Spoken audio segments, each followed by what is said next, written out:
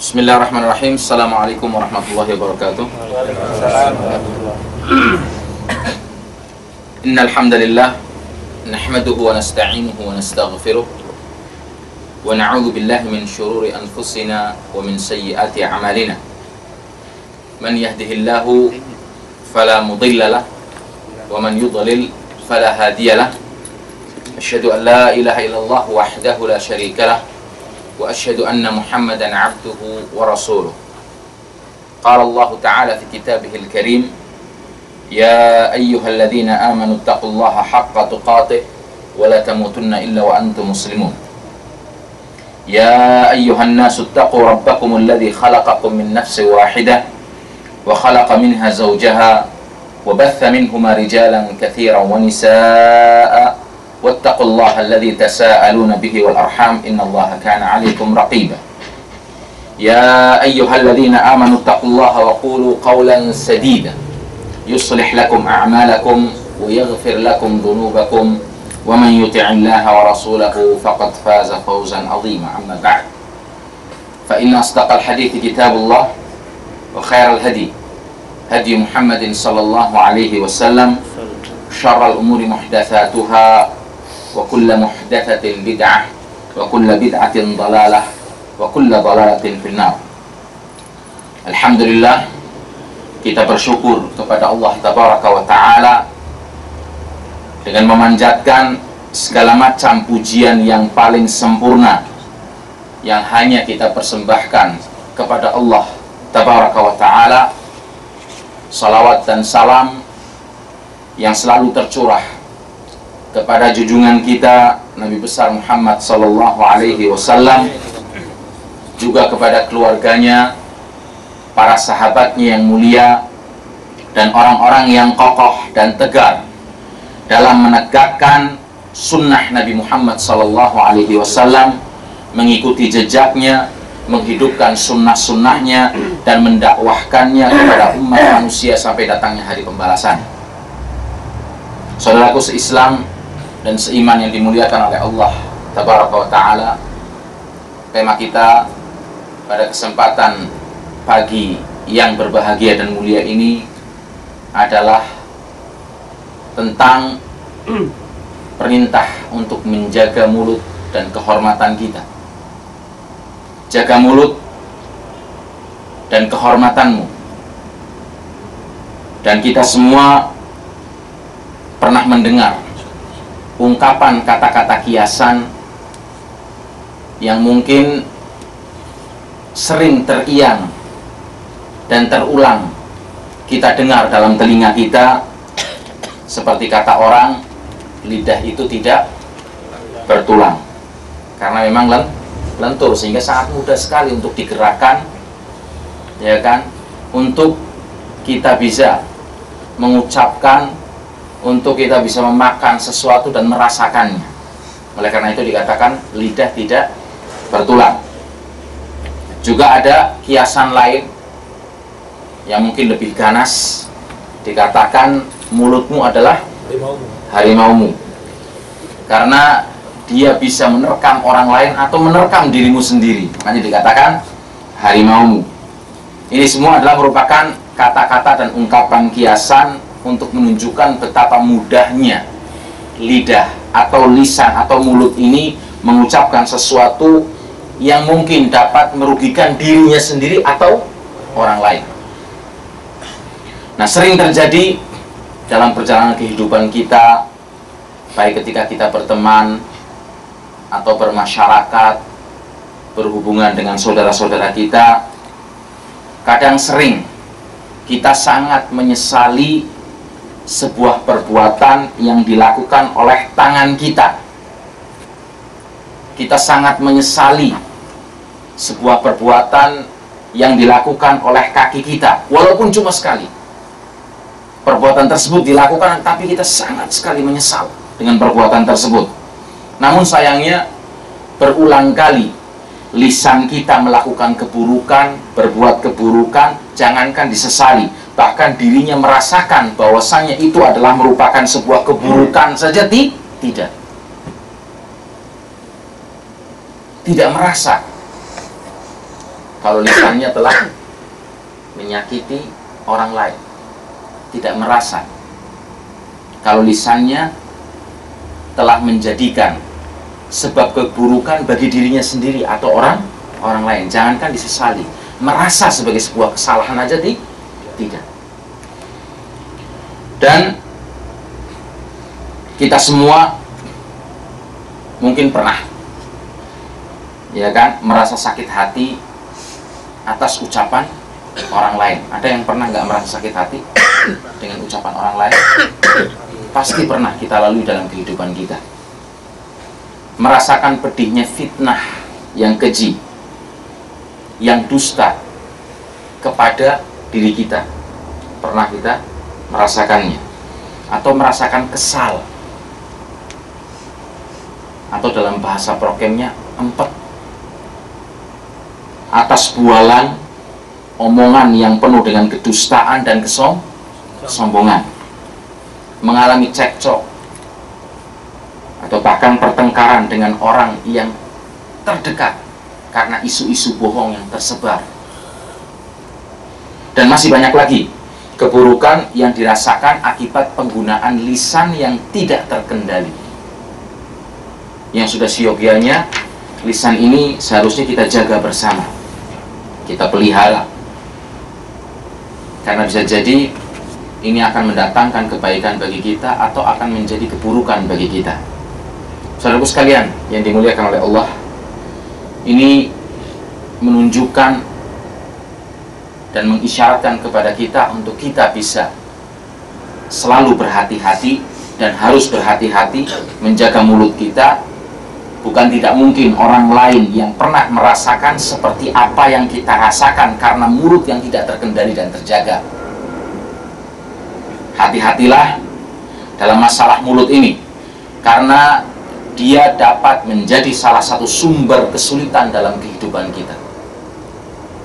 Atau bahkan sebaliknya, dapat menjadi sumber kebahagiaan bagi kehidupan kita manakala kita bisa menjaganya dengan baik. Bisa menjadi sumber keburukan atau bisa menjadi sumber kebaikan, tergantung pemakainya. Apakah dia bisa menjaganya dengan baik atau dia melepasnya sehingga bisa menjadikan keburukan bagi dirinya atau bagi saudaranya. Dan ingat, ucapan orang lain yang tidak terkendali kepada kita bukan alasan bagi kita juga untuk membalasnya dengan melepaskan mulut kita juga tanpa kendali. Mungkin orang melakukan perbuatan jelek, perbuatan yang menyebabkan dosa. Bukan berarti kita balas perbuatan orang tersebut dengan kita menjatuhkan diri kita juga kepada perbuatan dosa. Oh, si fulan nyihir kita, ya kan, nyantet kita, ngerjain kita. Bukan berarti kita juga pergi ke dukun untuk membalas, ya kan, mempraktekkan amalan sihir yang kita semua tahu itu adalah merupakan perbuatan kemusyrikan. Biarkan dia terjatuh kepada perbuatan kemusyrikan, tapi apakah kita ikut terjun dalam perbuatan dosa ini yang ancamannya adalah tidak ada ampunan apabila amalan tersebut dibawa mati. Biarkan orang lain mulutnya tidak terkendali kepada kita dengan mengucapkan perkataan-perkataan buruk, kotor dan keji, tapi bukan berarti kita juga membalas dengan ucapan, perkataan buruk, kotor dan keji. Cukup dia yang berbuat dosa, tapi jangan sampai jerumuskan diri kita juga ikut melakukan perbuatan dosa. Dan kita cukupkan pesan Allah Tabaraka wa Ta'ala dan Rasulnya Muhammad Sallallahu Alaihi Wasallam, sebagaimana Allah berfirman dalam surat Al-Qaf ayat 18, ma yalfidhu min qawlin illa ladaihi raqibun atid. Tiada suatu ucapan pun yang diucapkan melainkan di dekatnya ada malaikat pengawas yang selalu hadir dan mencatat setiap amal perbuatan yang keluar dari kita sebagai seorang manusia, baik dari ucapan maupun perbuatan yang kita lakukan. Tidak pernah akan ada yang lewat sedikit pun. Pasti akan tercatat, akan tertulis di buku catatan amal baik atau buku catatan amal jelek. Dan ada malaikat pengawas yang selalu mengintai, melihat kita dan mencatat seluruh amal perbuatan kita untuk nanti dipertanggungjawabkan di hadapan Allah Subhanahu wa Ta'ala, dihisab, diperhitungkan. Faman ya'mal mithqala dzarratin khairan yarah wa man ya'mal mithqala dzarratin syarran. Barang siapa yang beramal dengan sebuah amal baik, walaupun ukurannya ya kan sebiji dzarrah atau seukuran semut yang paling kecil, pasti Allah akan melihat, akan membalasnya dengan balasan yang setimpal, dan Allah mungkin akan melipat gandakan balasan baik tersebut. Wa may ya'mal mithqala dzarratin syarran yarah. Dan barang siapa beramal dengan amalan yang jelek, walaupun sebesar biji dzarrah atau sebesar ukuran semut yang paling kecil, Allah akan melihat amalan jelek tersebut dan akan membalasnya dengan balasan yang setimpal pula. Makanya jangan sampai ini menyebabkan dan menjerumuskan kita kepada murka Allah, kepada azab Allah, na'udzubillah, di dalam api nerakanya. Dalam hadis yang diriwayatkan oleh Imam Bukhari dan Muslim, Rasulullah SAW bersabda, "Man kana yu'minu billahi wal yawmil akhir falyaqul khairan aw liyasmut." Siapa yang beriman kepada Allah dan hari akhir, berkatalah yang baik, atau kalau tidak bisa berkata dengan baik, diam. Karena diam itu lebih baik. Diam itu mas. Iya kan? Lebih baik diam. Karena kalau dia berkata-kata dan tidak bisa berkata dengan yang baik, maka kalau dipaksakan akan menyebabkan dosa, akan menyebabkan keburukan pada dirinya. Tercatatnya dengan catatan sebagai amal buruk dan amal jelek yang akan mendapatkan dosa. Makanya nggak bisa ngomong baik, diam. Tidak bisa bertutur kata yang indah, diam. Itu lebih mulia. Dan dalam sebuah hadis lain yang diriwayatkan oleh Imam At-Tirmidzi, Rasulullah Shallallahu Alaihi Wasallam pernah berkata kepada sahabatnya Mu'adz bin Jabal. Sebenarnya hadisnya panjang ini, cuma saya singkat saja, langsung kepada poin pembahasan tentang perintah untuk menjaga lisan dan mulut kita, di mana ketika itu Rasulullah Shallallahu Alaihi Wasallam mengekspresikan nasihatnya, wejangannya untuk kita menjaga lisan kita, dan ketika itu Rasulullah memegang lidahnya. Beliau memegang lidahnya sambil mengucapkan kepada Mu'adz bin Jabal dan mengatakan, ya kan, kuffa alaika hadha, jagalah alat yang satu ini, sambil beliau memegang lidahnya. Jagalah mulutmu, lisanmu. Fakultu, kemudian si Mu'adz pun berkata, ya Nabi Allah, wahai Nabi Allah, wa inna lamu'akhaduna bima natakallamu bihi, apakah kita ini akan dipertanggungjawabkan, diperhitungkan di hadapan Allah kelak nanti atas setiap ucapan perkataan yang kita ucapkan dan katakan? Maka dijawab oleh Rasulullah SAW, fakilatka ummuka ya Mu'adz, sungguh engkau telah keliru wahai Mu'adz. Wa hal yakubbun nasa finnari ala wujuhihim aw ala manakhirihim illa hasaidu alsinatihim. Tidaklah manusia kelak nanti di hari akhir, pada hari kiamat, diseret di atas muka dan hidung mereka untuk dilemparkan ke dalam api neraka, tidak lain karena perbuatan lisannya, karena keburukan yang dikeluarkan oleh lisannya, diseret di atas muka dan hidung mereka dan dimasukkan ke dalam api neraka. Coba sekarang kalau pakai mobil, gak usah pakai mobil, pakai dokar atau pakai sepeda. Salah seorang saya ikat, ya kan, kemudian saya balikkan dalam keadaan tertelungkup, kemudian kita seret, gimana? Di aspal dengan terik matahari yang begitu kuat, dan ini kelak nanti ditarik di atas muka dan hidung mereka dan dilemparkan ke dalam api neraka. Apa sebabnya? Lisan dan mulut yang tidak terjaga. Jadi ini adalah merupakan pesan dari Allah, Zat yang kita persembahkan seluruh ketaatan peribadahan kita hanya kepadanya. Zat yang paling berhak untuk menyandang nama rububiyah, ketuhanan, yang semua dari kita mengikhlaskan seluruh peribadahan kita hanya kepadanya.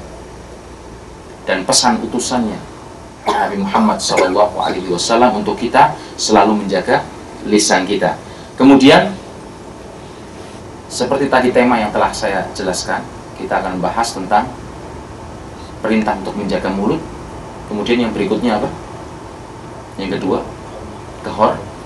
kehormatan. Iya. Nah, masalah kehormatan ini hendaklah juga kita jaga sekuat-kuatnya. Jangan sampai karena bisikan untuk meraih kesenangan sesaat, kesenangan yang hanya didapatkan hanya dengan beberapa menit, kita korbankan kehormatan kita, apalagi bagi orang-orang yang sudah menyandang nama bahwasanya dirinya sudah berkeluarga.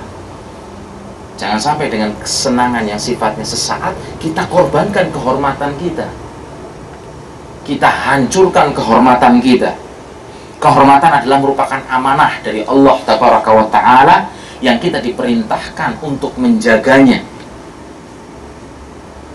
untuk memeliharanya, kecuali kepada siapa yang telah sah menjadi istri atau suami bagi seorang wanita. Ini amanah yang harus kita jaga.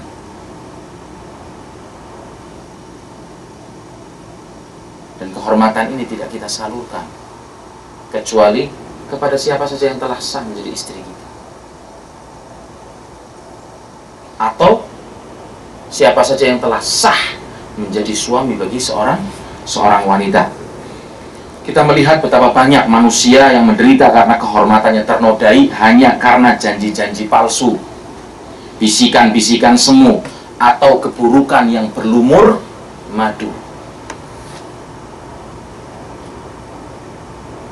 Dia korbankan kehormatannya. Dan khususnya nasihat kepada kaum wanita,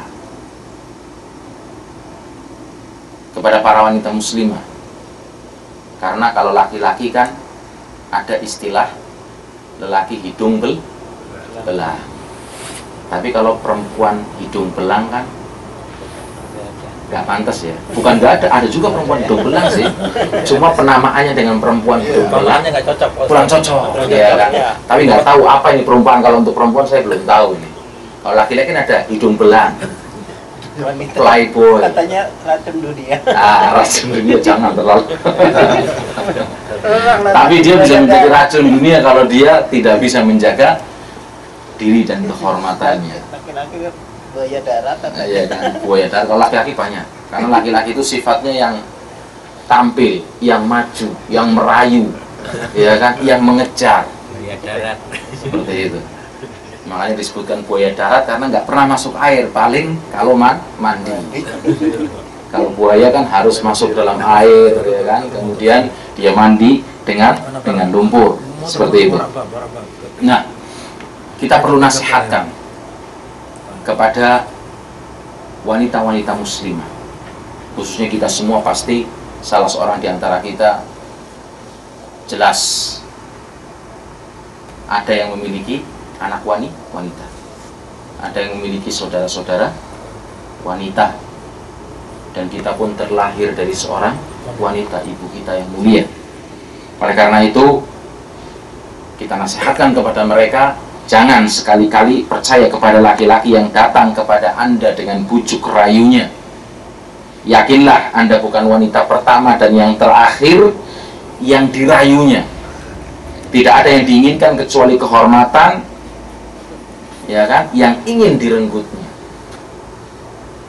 Habis manis sepah dibuat. Suruh siapa mau? Atau dalam istilah siapa suruh datang ke Jakarta.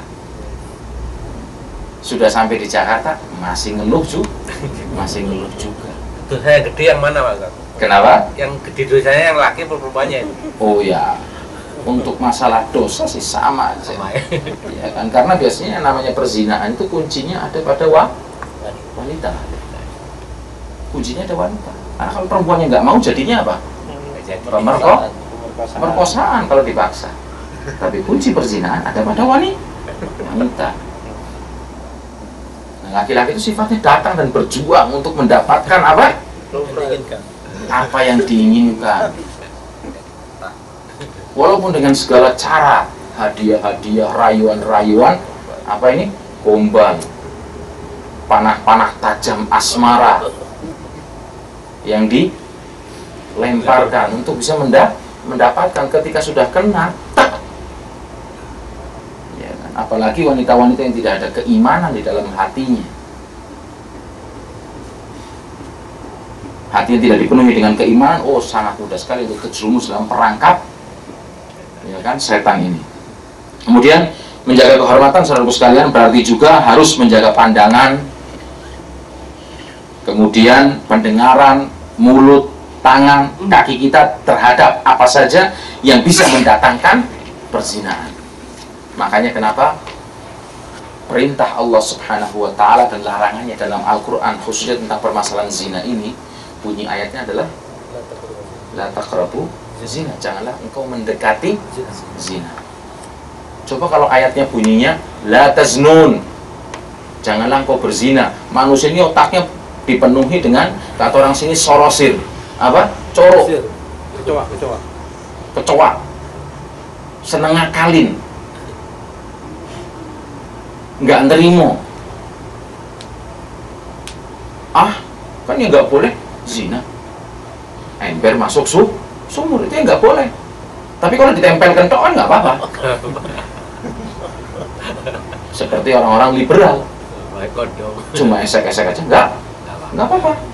Yang nggak boleh apa kan? Ember masuk sumur. Yang nggak boleh kan zina. Nah kita kan cuma gandengan tangan, cuma berpelukan, ya kan? Cuma berciuman, kan nggak apa-apa, belum berzina. Tapi Allah Maha Adil, Maha Sempurna, yang menurunkan hukum yang paling sempurna kepada makhluknya, yang mengharamkan juga seluruh sarana yang bisa menjatuhkan seorang kepada perbuatan zina. Makanya contohnya la taqrabu zina. Zina apalagi, segala sesuatu yang bisa menyampaikan seorang kepada perzinahan pun diharamkan. Ya, Rasulullah SAW bersabda dalam sebuah hadisnya yang diriwayatkan oleh Muslim dan Bukhari juga, fal ainani zinahuma an-nazar. Kedua mata zinanya adalah dengan melihat sesuatu yang diharamkan, apalagi yang menyampaikan seseorang kepada perbuatan zina. Wal udhunani zinahuma istimah. Dan kedua telinga ini zinanya adalah dengan mendengarkan sesuatu yang bisa membangkitkan gejolak syahwatnya misalnya, kemudian menyampaikannya kepada perbuatan zina, menghantarkannya kepada perbuatan zina. Al-lisan zinahumal kalam. Lisan ini zinanya adalah dengan berbicara, bertutur kata, merayu tadi itu, melepaskan, ya kan, panah asmara dari busurnya, berusaha untuk mendapatkan kesenangan yang sifatnya sesaat, tapi noda dan hancurnya kehormatan sepanjang masa. Wal yaddu zinaha al-batsh, dan tangan zinanya adalah dengan menyakiti, merampas yang bukan menjadi haknya.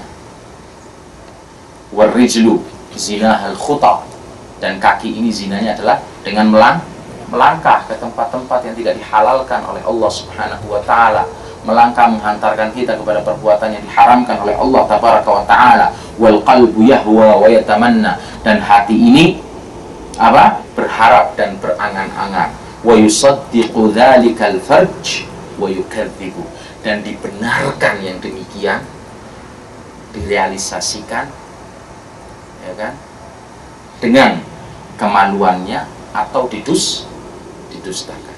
Artinya sarana tadi mengantarkan dia kepada perbuatan dosa tersebut, kepada perbuatan zina, atau dia bisa membentengi dirinya dengan keimanan dan menjauhkan diri dari perkara yang diharamkan oleh Allah ini. Saudara sekalian yang dimuliakan oleh Allah tabaraka wa ta'ala, ingat, pada kedua alat ini, mulut dan kemaluan, kebahagiaan dan kesengsaraan kita dipertaruhkan di akhirat nanti.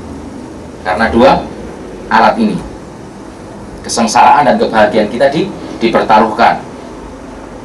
Oleh karena itu, ingatlah selalu pesan Rasulullah Sallallahu Alaihi Wasallam dalam sebuah hadis yang dibawa oleh sahabat Abu Hurairah radhiyallahu anhu, qala su'ila Rasulullah Sallallahu Alaihi Wasallam an aktsari ma yudkhilun nasal jannah. Rasulullah pernah ditanya tentang sebuah perkara yang paling banyak bisa memasukkan seseorang kepada surga. Faqala, kemudian Rasulullah bersabda, taqwallah wa husnul khuluq, bertakwa kepada Allah dan berakhlak baik, berbudi luhur. Ini yang banyak mengantarkan seorang kepada surga. Wa su'ila an aktsari ma yudkhilun nasan nar, dan Rasulullah juga ditanya tentang perkara yang paling banyak mengantarkan seseorang kepada neraka jahanam. Maka beliau bersabda, al-fammu wal farj, mulut dan kemaluan. Dalam hal ini, hadis ini diriwayatkan Imam Tirmidzi. Kemudian Rasulullah SAW bersabda dalam hadis lain, hadis yang dibawa oleh Sahal bin Sa'ad an Rasulullah sallallahu alaihi wasallam qala, dari Rasulullah SAW beliau bersabda, man yadhmanu li ma baina lihyaihi wa ma baina rijlaihi adhmanu lahul jannah. Kata Rasulullah, siapa yang dapat menjamin saya untuk menjaga alat yang terletak di antara dua janggutnya. Apa ini alat yang terletak di antara dua janggutnya? Mulut. Siapa yang menjamin untuk bisa menjaga alat yang terletak di antara dua janggutnya, itu mulut, dan alat yang terletak di antara dua pahanya, yaitu kemaluan, adhmanu lahul jannah, maka aku jaminkan surga baginya. Aku jamin baginya untuk masuk surga. Dalam menjaga kehormatan ini, khususnya dari perbuatan zina, kita harus selalu ingat kerusakan yang ditimbulkan dari perbuatan zina yang sangat besar sekali. Di antaranya jelas menyebabkan kemarahan dan kemurkaan Allah, karena si pelaku melanggar batas-batas hukum Allah dengan melakukan perbuatan zina. Hilangnya cahaya keimanan dari hati dan diri seorang hamba, dan timbulnya kegelapan hati karena perbuatan ini. Kemudian perbuatan ini bisa menyebabkan kefakiran seseorang, tidak pernah puas. Pulang dari Saudi dengan bangganya, pernah ada seseorang yang bangga dan menceritakan tentang kemaksiatannya di hadapan teman-teman. Betul, ketika itu pas waktu masih kerja di Saudi, wah, pulang ke Indonesia perlente, Pak. Sepatunya yang mahal, kulit mengkilap, pakainya jas, ya kan, tinggalnya di hotel bintang 5 Lux, punya duit, ya kan, dan berbangga, oh, saya dulu nggak ngambil kecuali yang kelas, ya kan, VIP, yang nggak ada lukanya sedikit pun, cacatnya ada nggak ada. Berapa juta? Bayar. Hanya untuk melampiaskan kesenangan yang sifatnya sementara. Subhanallah. Kalau Anda lihat sekarang orangnya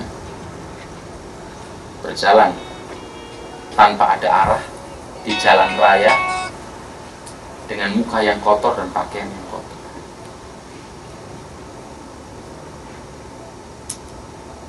Hilang ingatannya, hancur kehormatan keluarganya dan diri.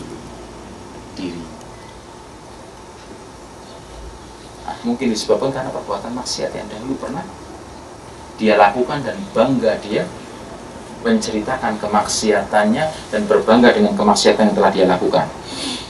Perbuatan ini bisa menghilangkan kehormatan dan harga diri si pelaku baik di mata Allah maupun di mata hamba-hambanya yang beriman. Ada pelaku zina terhormat, Pak? Saya mau tanya. Kita berbicara dengan kacamata pandang muslim. Kalau Anda hidupnya di Los Angeles, di New York sih terserah, nggak apa-apa. Mau berzina sudah bosan di rumah, ya kan, di lokalisasi, ganti sekarang. Lagi modenya berzina di taksi, nyewa saksi hanya untuk berzina. Disebutkan di New York itu ada musim di mana orang-orang itu bosan. Dalam sebuah TV, dalam berita Metro TV itu pernah disebutkan. Nauzubillah. Teknologi yang maju, tapi akhlak manusia yang seperti binatang. Bobrok. Hancurnya kehormatan keluarga, istri dan anak-anak kita. Nah, perhatikan. Bukan hanya kehormatan Anda saja, tapi istri dan anak-anak kita. Apalagi kalau kita punya anak wanita, datang yang mau melamar. Yang ditanya siapa? Bapaknya siapa? Bapaknya siapa? Bapaknya siapa? Ibunya siapa? Nah, kalau bapaknya tulalit atau bapaknya orang yang terkenal dengan perbuatan jelek,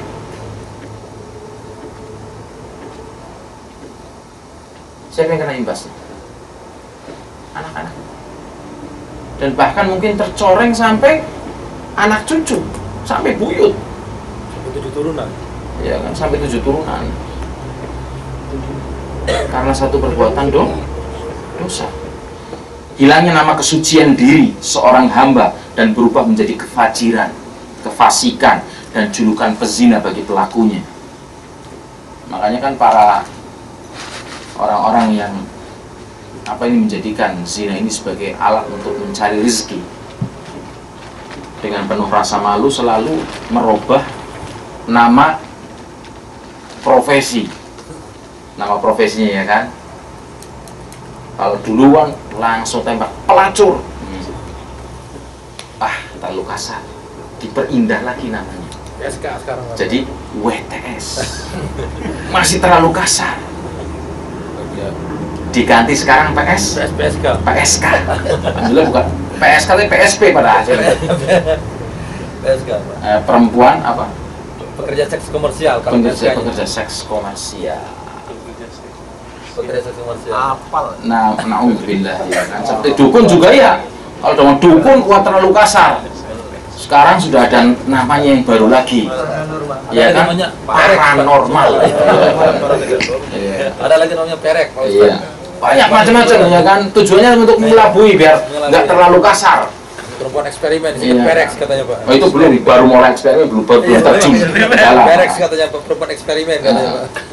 Kemudian berikutnya, berkurangnya keimanan seseorang, bahkan hilangnya pada waktu dia melakukan perbuatan zina tersebut. Sebagaimana Rasulullah bersabda dalam sebuah hadis yang diriwayatkan secara muttafaqun alaihi, la yazni zani hina yazni wa huwa mu'min. Seorang yang berzina tidaklah dia melakukan perbuatan zina kecuali pada waktu melakukannya dialah bukan seorang mu'min. Seperti dicabut keimanan. Urat malunya itu, kabel malunya putus. Udah nggak punya rasa malu. Dan seorang yang mukmin tidak mungkin terjatuh pada perbuatan zina. Makanya dikatakan oleh Rasulullah, seorang yang berzina tidaklah dia melakukan perbuatan zina kecuali ketika melakukannya dia bukanlah seorang mukmin. Keimanannya itu seperti disedot habis, sehingga lupa dia berupa daratan, hitam semuanya. Yang ada adalah bagaimana dia bisa melampiaskan nafsunya. Kemudian zina merupakan sebab diturunkannya azab dan bencana massal kepada suatu kaum. Banyak adab-adab massal yang Allah sudah berikan peringatan karena kejelekan kaum tersebut. Tersebarnya zina di kaum tersebut. Zina merupakan sebab timbulnya penyakit-penyakit ganas dan mematikan seperti AIDS. Na'udzubillah. Makanya pernah saya membaca sebuah koran di Republika, koran Republika, tapi tidak saya baca dengan koran, yang saya baca lewat situs Republika. Itu disebutkan ada salah seorang peneliti genetika Amerika. Kebangsaannya Amerika, tapi dia adalah seorang Yahudi. Dan dia juga sebagai seorang pemimpin sekte keagamaan di Yahudi ini. Maksudnya di kalangan orang-orang Yahudi. Tapi dia berkebangsaan Amerika. Dan kemudian dia juga seorang ahli genetika, masuk Islam. Karena apa? Karena membaca firman Allah yang berbicara tentang iddah. Ayat iddah. Apa itu iddah? Masa tenggang waktu penungguan seorang wanita setelah cerai dari suaminya atau setelah ditinggal mati oleh suaminya. Ya kan? Yang mana diantara hikmahnya ini masanya adalah masa penungguan. Mungkin bisa jadi balik lagi, ya kan? Ada kemungkinan untuk kembali lagi dengan suami pertamanya, dan itu lebih baik. Atau mungkin sudah tidak balik lagi, tapi ditakutkan masih ada. Ternyata perempuan tersebut hamil dari suaminya, hamil sah. Maka dalam masa iddah ini tetap suaminya itu memberi nafkah kepada dia. Dalam masa iddah itu tetap seorang suami, bukan berarti setelah kebanyakan kita kan begitu talak langsung ambil tas pulang ke rumah orang tuanya. Padahal yang namanya masa iddah itu sebenarnya seorang perempuan itu masih di rumah suaminya, masih diberi nafkah. Iya, kok masih diberi nafkah. Bahkan kalau misalnya dalam keadaan hamil pun tetap nafkah itu masih berjalan walaupun masa iddahnya sudah selesai, ya kan? Karena ibu menyusui, tetap tanggung jawab suami. Kalau masih balita, jelas lebih dititik beratkan untuk ikut ibu. Tapi bukan berarti terus suaminya tidak bertanggung jawab, tetap masih memberikan nafkah walaupun sudah cerai. Karena ini anaknya, ini hasilnya, binnya bin sampean. Nah, nanti ketika sudah mulai besar, umur 8 tahun, dipersilahkan untuk memilih ikut ibu atau ikut bapak. Kalau mau ikut ibu, tetap seorang bapak bertanggung jawab untuk memberikan nafkah, bukan lepas. Nah, kembali lagi kepada cerita tadi. Jadi ini seorang ahli genetika, kemudian dia masuk Islam karena ayat iddah tadi. Dan perlu diketahui, dia ini melakukan penelitian. Ternyata yang namanya sidik itu bukan hanya pada tangan saja. Ini kan orang nyebut sidik jari, karena meninggalkan pesan dan tanda bagi seseorang. Ada juga sidik lewat rambut, lewat mata. Ya kan, apalagi sekarang dengan kemajuan teknologi dalam kepolisian itu, yang ahli forensik penelitian itu, mungkin orang membunuh orang lain kemudian dibakar habis, tinggal tidak tersisa kecuali rambut-rambutnya yang kecil, diambil, diteliti sampai bisa menjadi jalan petunjuk untuk menemukan siapa pembunuhnya dan siapa orang tersebut. Mata ada sidiknya, dan ternyata yang ada sidiknya itu bukan cuma mata, tangan. Kemaluan laki-laki memiliki sidik juga terhadap wanita yang disetubui. Saya itu membaca sampai kaget. Betul. Sekarang baru dengar Pak Ustaz, kemaluan itu punya baru. Iya, ada sidiknya dan bisa ketahuan. Kalau diperiksa, yang menggauli perempuan ini berapa laki-laki jumlahnya? Ketahuan. Kalau selain suaminya juga menggauli, ketahuan. Tapi dalam jangka waktu sidik tersebut bisa hilang dalam jangka waktu sekitar 3 bulan. Lambat laun mulai hilang. Makanya kenapa hikmah ini ditemukan, baru nih hikmah ini bisa ditemukan apa? Ternyata dengan adanya hikmah sidik ini, ya kan, yang akan hilang lambat laun selama 3 bulan ini, di mana setelah hilang seorang wanita siap untuk menerima suaminya yang baru. Ya, sudah mulai hilang dari bekas suami yang pertama. Akhirnya dia pun penasaran melakukan penelitian di perkampungan kulit hitam muslim di Amerika. Nggak tahu bagaimana proses pengambilan sidiknya, prosesnya tidak disebutkan dalam berita tersebut, tapi yang jelas dia melakukan penelitian, kemudian ternyata dia sebutkan 98%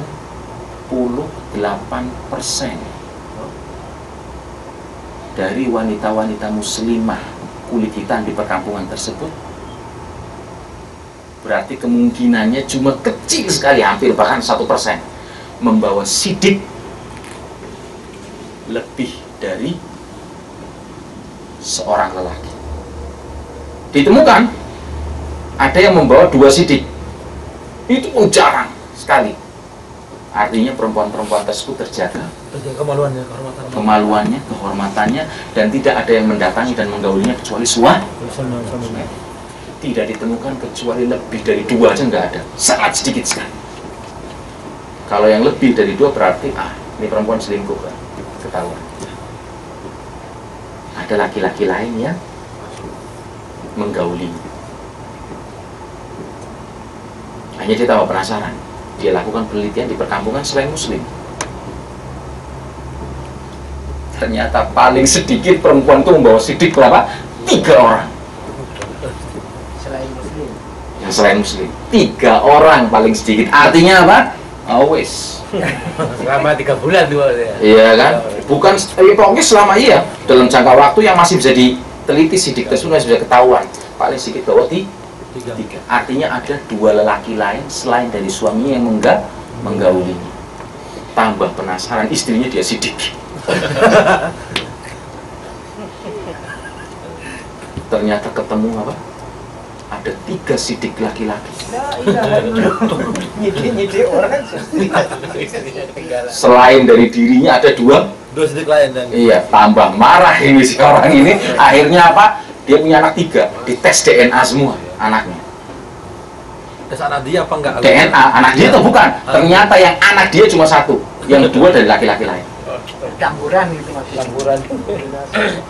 Enggak DNA tuh nggak bisa di. Salome. DNA iya. Bingo. Tidak bisa dibohong. Melihat kebesaran Allah. Mungkin tidak ketahuan ini, tapi Allah ketahuan ini. Tapi Allah bukakan ilmu kepada manusia, dan setelah itu kita tahu hikmahnya.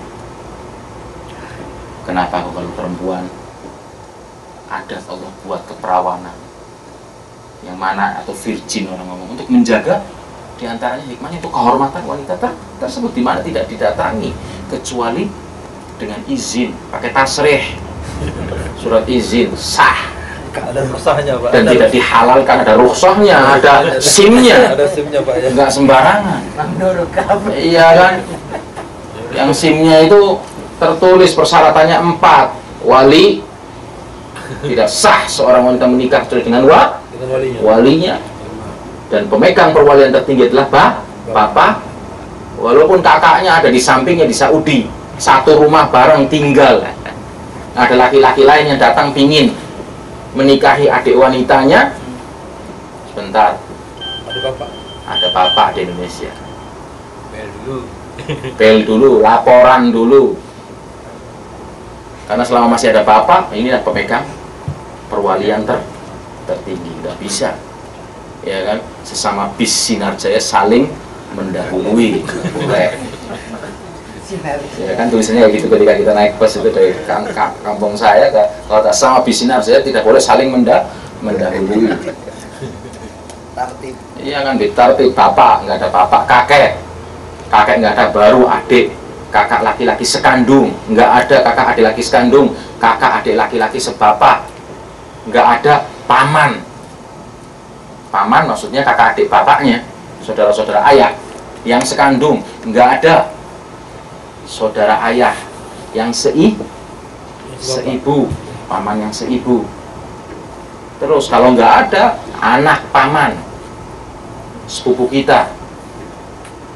dari saudara bapak yang sekandung, sepupu dari saudara bapak yang seayah, nggak ada, baru al-hakim, waliul amr, yaitu seperti KUA yang sudah ditugaskan oleh pemerintah untuk menangani.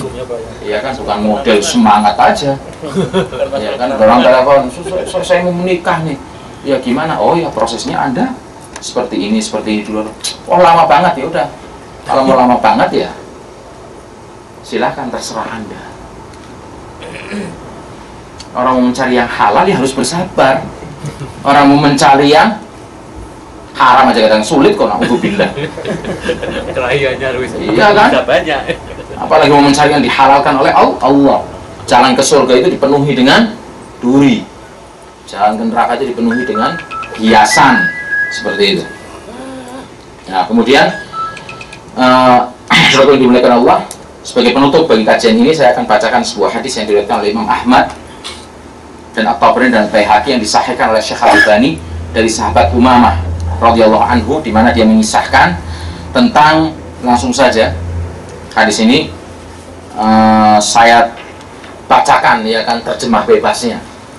Ya kan, hadis ini cukup panjang yang menceritakan seorang pemuda yang datang kepada Nabi Shallallahu Alaihi Wasallam, lalu ia berkata, wahai Rasulullah, izinkan aku untuk melakukan perbuatan zina.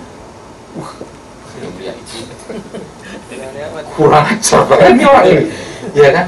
Datang ke Rasulullah, ketika itu Rasulullah sedang duduk bareng dengan para sahabatnya, kemudian minta izin bukan untuk beramal soleh, tapi minta izin, ya Rasulullah, izinkan saya untuk melakukan perbuatan zina. Idzan li bis zina, kata dia.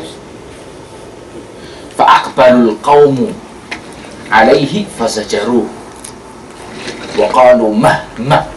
Kemudian kaum para sahabat yang ada di sekitar Rasulullah langsung, ya kan, darahnya naik semua. Ini orang kurang ajar banget, minta izin untuk melakukan perbuatan zina. Tapi Rasulullah dengan kearifan dan hikmahnya yang tinggi dan menginginkan kebaikan bagi umatnya dan ingin menyadarkan orang ini, kemudian Rasulullah mengatakan udnuh fadana minhu qariban. Rasulullah merintahkan orang ini untuk mendekat. Rasulullah nggak menghadiri, tapi memerintahkannya untuk mendekat, duduk di hadapan Rasulullah SAW, dan Rasulullah ingin menyampaikan nasihat yang bisa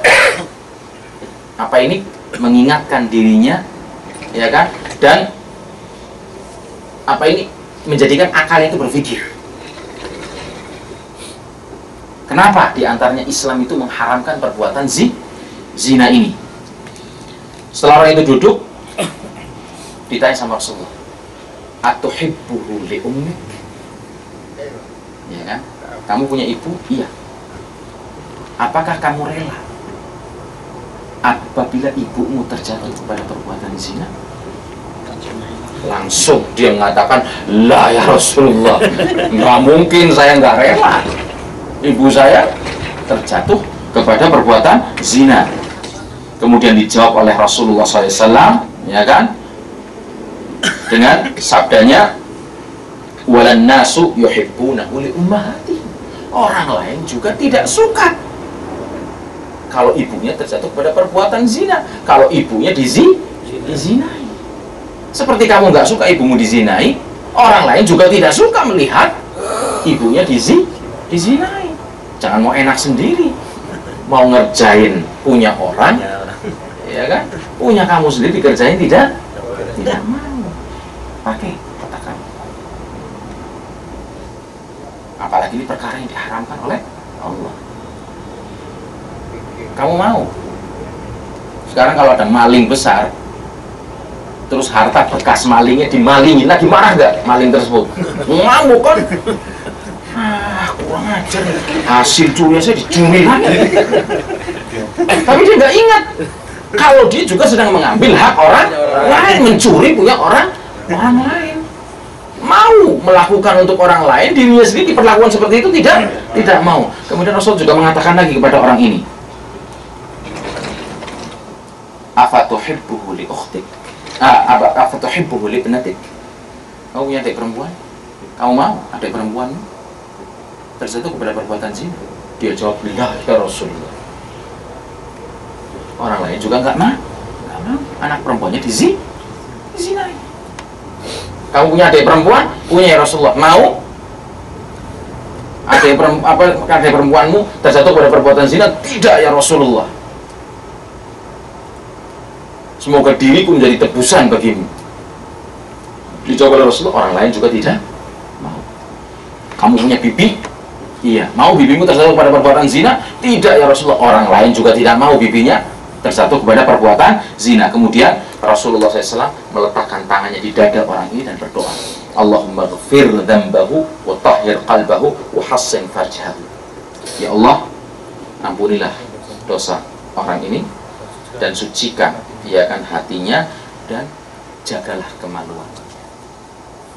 Dan dia tidak meninggalkan majelis tersebut kecuali orang ini, ya kan, mengatakan bahwa tidak ada perbuatan dosa yang paling saya benci seperti perbuatan zina. Sekarang saya tahu kenapa hikmahnya diantaranya diharamkan perbuatan ini. Salah satu hikmahnya, yang terkandung banyak hikmah-hikmah lain, di mana seorang anak dalam Islam itu tidak terlahir harus diketahui siapa bapaknya, siapa yang harus bertanggung jawab. Melakukannya enak, giliran hamil, wah yuk lari sana sini nyari dukun untuk menggugurkan kandungannya. Enggak berhasil, stotek, bos, antem stotek itu, ya kan, 1, 2, 3 sampai 10, ya kan, keluar anaknya masih kayak Samson kuat, malah tambah kuat karena sering diantem stotek. Jadi kebal, Pak. Jadi kebal. Pikir mau mematikan, mau menghabisi, tapi ternyata Allah yang menentukan mati atau hidup. Alhamdulillah keluar sempurna. Nah, kalau keluarnya separuh, apa nggak lebih sengsara dan kasihan? Berpikirlah, wahai manusia. Iya, sadar, ya kan? Kemudian jangan sekali-kali pernah Anda meremehkan perbuatan dosa zina ini, dan Allah Azza wa Jalla dalam Al-Quran mensifati perbuatan ini sebagai sebuah perbuatan keji dan jalan yang paling buruk. Dan para salaf menasihati kita dengan sebuah nasihatnya yang mulia, "Rifu ta'rifu nisa'ukum wa abna'ukum wa birru aba'akum ya tabarrukum abna'ukum." Jagalah dirimu, niscaya istri dan anak-anakmu akan menjaga diri mereka. Jagalah dirimu, niscaya istri dan anak-anakmu akan menjaga kesucian mereka. Seorang malah ketika istrinya berselingkuh, ketahuan berselingkuh, dia nggak ingat kalau dia tukang berselingkuh dalam artian, ya kan, dalam artian di sini berzina, ya. Lain halnya dengan orang yang nikah resmi betul-betul, ya kan, walaupun kedua, ketiga, keempat, tapi dia adalah laki-laki yang bertanggung jawab, datang ke rumah orang tuanya, dilamar dengan secara jujur, ya kan, saya sudah punya istri, tapi saya cari istri kedua dengan penuh tanggung jawab, saya mampu, bukan ngumpet.